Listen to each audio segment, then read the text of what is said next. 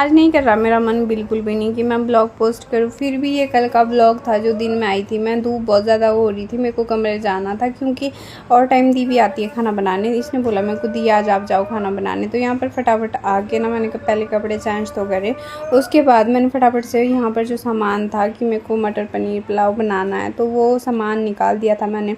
मेरी आवाज़ पर बिल्कुल भी मत जाना क्योंकि मेरी थोड़ी सी प्रॉब्लम हो रही, सर में दर्द हो रहा है, बुखार भी हो रहा है, तो एडिट करने में थोड़ा सा मुश्किल हो रहा है, इसलिए मैं थोड़ा सा ऐसी लगी थी। तो यहाँ पर मैं पोस्ट तो नहीं करना चाहती थी पर पड़ा मैं फालतू में डिलीट कर देती, तो मैंने सोचा कि मैं पोस्ट कर देती हूँ।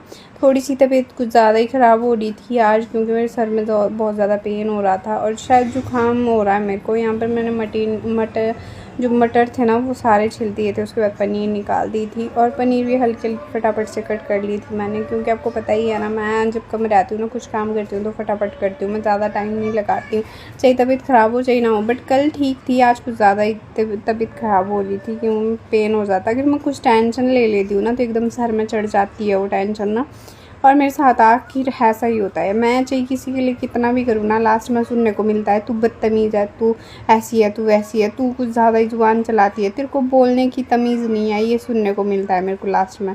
तो मैं ना ऐसे लगता है मेरे को कि अब लोगों से दूर रहने में फ़ायदा है। मैं किसी के लिए कितना भी करूँ ना, लेकिन मेरा करा हुआ किसी को फबता नहीं है। उनको लगता है कि नहीं यार ये लड़की कुछ ज़्यादा ही है।